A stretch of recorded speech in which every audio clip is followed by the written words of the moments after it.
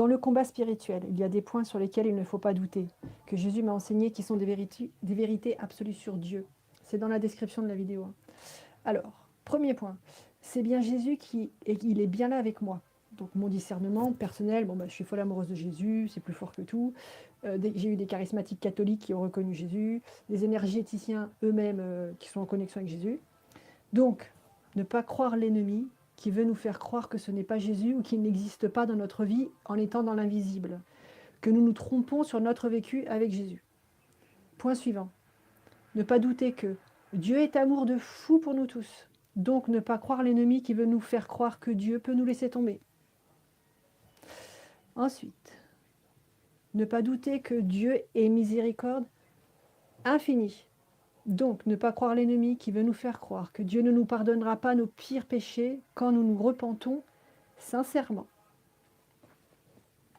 Ne pas douter que Dieu est le Tout-Puissant. Donc, ne pas croire l'ennemi qui veut nous faire croire que Dieu peut perdre le combat spirituel.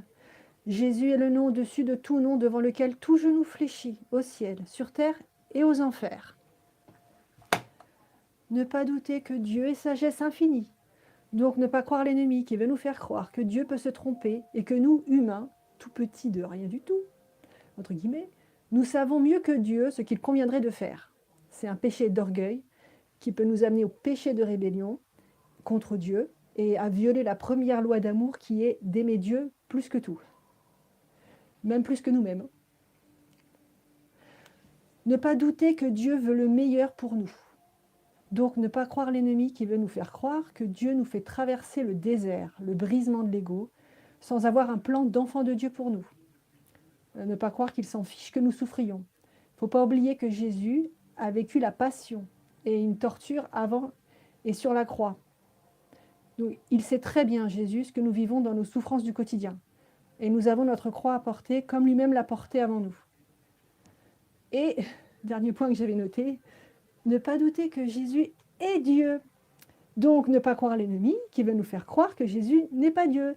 Donc, qu'il n'est pas le Tout-Puissant, un avec le Père et le Saint-Esprit, et que donc nous ne sommes pas en sécurité avec lui, etc. Ce qui est relié au fait que, si on croit pas, si on met en doute le fait que Jésus est Dieu, quoi.